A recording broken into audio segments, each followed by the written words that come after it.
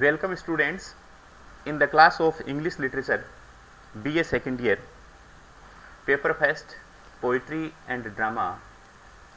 I am Dr. Sumer Singh, Assistant Professor, Department of English, Government Lohia College, Churu. Today we will discuss literary terms, and in literary terms today's topic is epic. As we know that literary terms are very important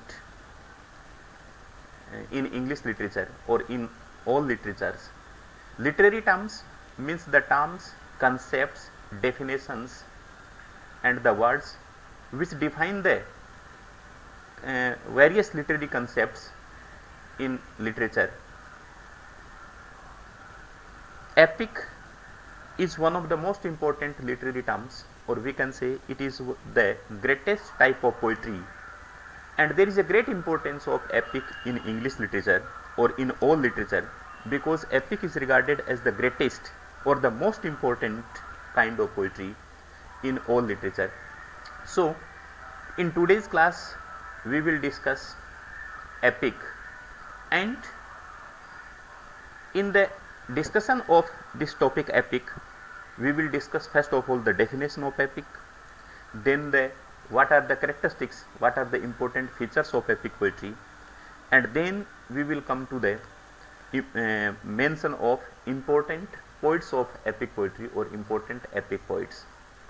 So in this way we can say that epic is the greatest kind of poetry and it is very important poetry in literature. So students, now we start with the definition of epic. What is epic? So the word epic has been derived from a Greek word epikos. So it is taken from the Greek word epikos, which means a word, a song, a speech.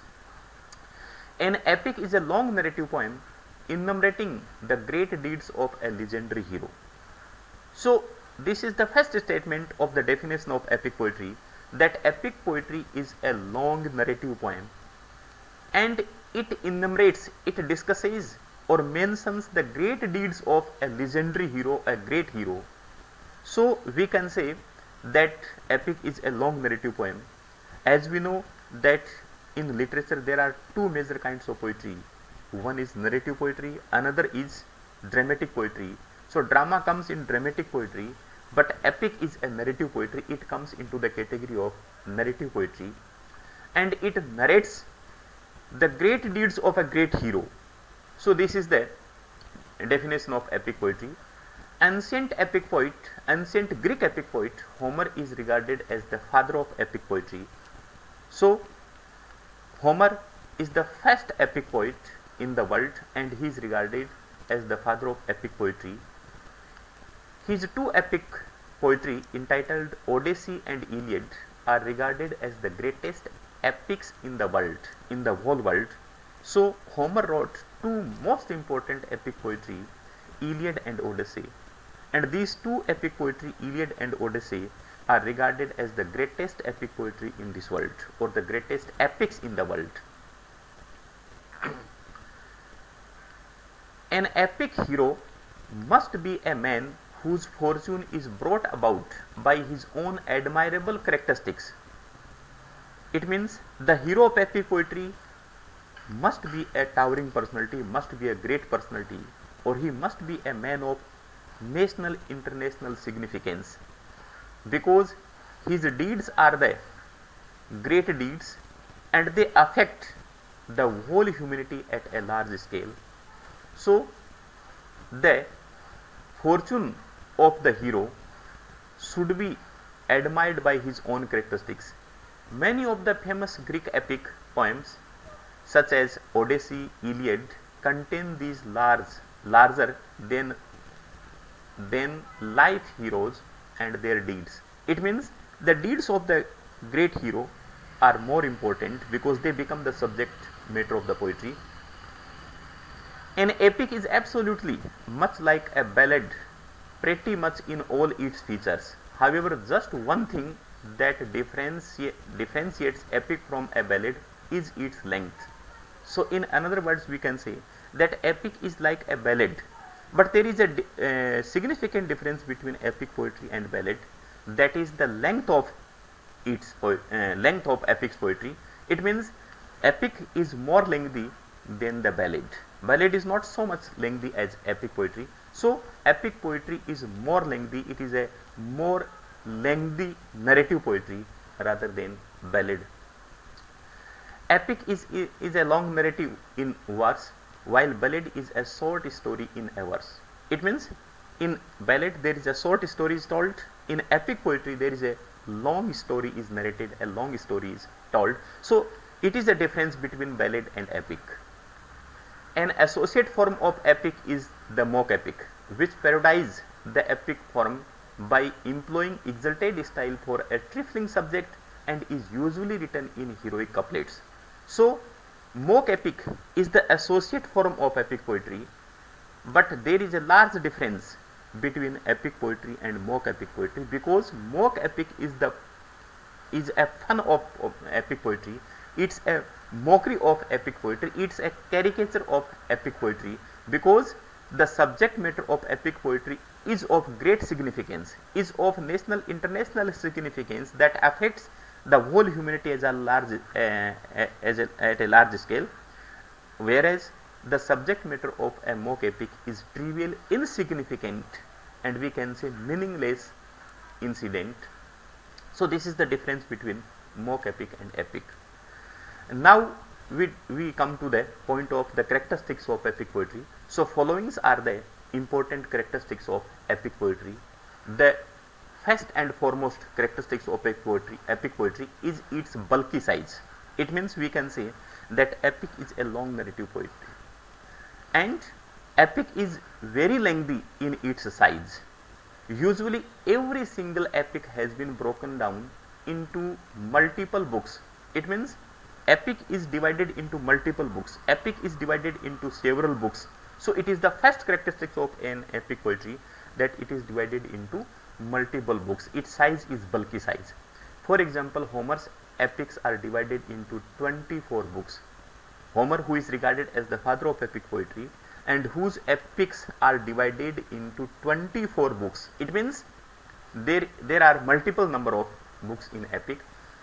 John Milton's The Paradise Lost has been divided into 12 books. So in English literature, The Paradise Lost is the greatest epic poetry, and it is also divided into 12 books. So it is the first characteristics of epic poetry that it is divided into multiple books. The theme of second characteristics is the theme of each epic is sublime, elegant, and having a universal significance. It means the subject matter and the theme of epic poetry is of great significance. It is we can say of a national, international significant subject. It may not be an insignificant theme, because epic's theme can't be the insignificant subject matter, which is only limited to the personality or the locality of the poet. It deals with the entire humanity. So in this way we can say that the subject matter of epic deals with the entire humanity, or it deals with the subject that affects the humanity at large scale. Thus John Milton's Paradise Lost is a great example in this regard. The theme of this epic is certainly of great importance, and it deals with the entire humanity, and the theme of John Milton's epic is to justify the ways of God to man. So we can say that the theme of epic is always a great subject, and it is a, we can say, a subject of great importance. So in Milton's Paradise Lost, the subject matter is to justify the ways of God to man. The next quality, the language of the epic is noble, exalted, befitting the words and deeds of gods and heroes, or a person of national or international significance. It means the language of epic poetry is also exalted, that is also noble language, because it should be befitting the great deeds of a great hero. So the language should be exalted. Next, the supernatural and magical elements play a vital role. So it is also one of the chief characteristics of epic poetry, the use of supernatural elements or the use of supernatural machinery. So supernatural elements also play important role in each and every epic poetry.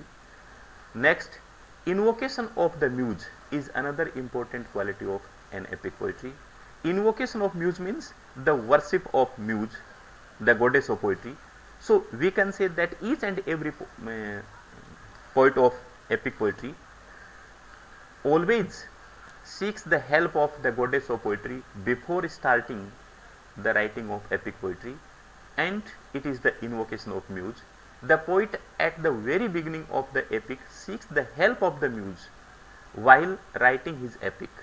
So epic poet always seek the help of goddess of poetry to complete his great task, because writing an epic poetry is a great task. It's a big task, and to fulfill this task, to complete this task, the poet always requests the help of goddess of poetry.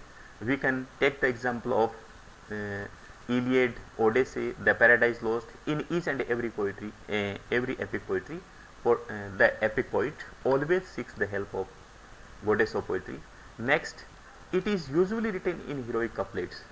Epic poetry is usually written in heroic couplets because heroic couplet is the best suited medium of the classical poetry, and epic is also a classical poetry. It is also the exalted kind of poetry.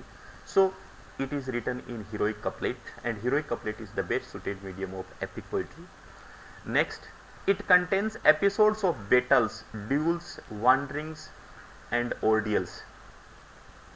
We can say that war, battle, that is also important characteristics of an epic poetry, because epic poetry deals with the great deeds of a great hero. It means the great hero, we can say the towering personality who is the hero of epic poetry, fights a war for the welfare of humanity, for the welfare of a whole humanity, and we can say he fights for the good cause. So war is also the characteristics of epic poetry. Next, it usually opens with proposition or invocation or the statement of theme. So epic always starts with the statement of theme, always starts with the statement of subject. First of all, the central theme, the subject starts. So each and every epic poet starts his poetry or epic poetry with the statement of theme. For example, John Milton's Paradise Lost starts with the statement of subject, that is man's first disobedience of God. It means man first time disobeyed the advice of God and he met to his punishment. So in this way we can say that epic poetry starts with the statement of theme. Next quality, it employs poetic devices like Homeric epithet or Homeric simile. So epic is always written in we can say with the language of Homeric simile, or Homeric simile is used as a simile or as a means of comparison in epic poetry. So long-tailed simile, Homeric simile is the characteristics of epic poetry. So in this way these are the important characteristics of epic poetry. Now we come to the point, who are the epic poets in the world and who are regarded as the masters of epic poetry in the world or in English literature. As we know that Homer is regarded as the father of epic poetry in the world, and he is regarded as the greatest epic poet in the world. His two epic poetry, Iliad and Odyssey, are regarded as the best known or the greatest epic poetry in the whole world. And then we come to the Roman literature. In Roman literature, Virgil is regarded as the greatest poet of epic poetry in Roman literature, and Virgil is also regarded as the second greatest epic poet in the whole world. Homer is the first greatest epic poet in the whole world, and Virgil is regarded as the second greatest poet in the world, as an epic poet in the world. He wrote his famous epic entitled Aeneid. Virgil's epic poetry is entitled Aeneid, and John Milton's Paradise Lost is also based on Aeneid. So Milton was greatly inspired by the epic poetry of Virgil entitled Aeneid, and then he wrote the Paradise Lost on the model of Aeneid.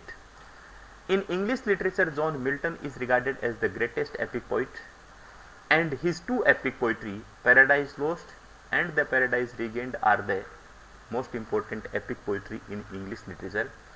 And in these two epic poetry, Paradise Lost is the most important. It is the greatest epic poetry in the whole English literature. Ovid, Dante, Edmund Spenser are the another important epic poetry in the world. So in this way, we have discussed in this class about epic or about epic poetry, that what is epic poetry, what is the definition of epic, or what is the characteristics of epic, or who are the epic poets in English literature as well as in the literature of the world. So dear students, we have discussed in this today's class about the epic, which is one of the most important literary term, or we can say which is the most important kind of epic poetry, or the greatest kind of epic poetry. So this is all about the epic poetry, and thank you very much for today's class. In the next class we will discuss the another topic.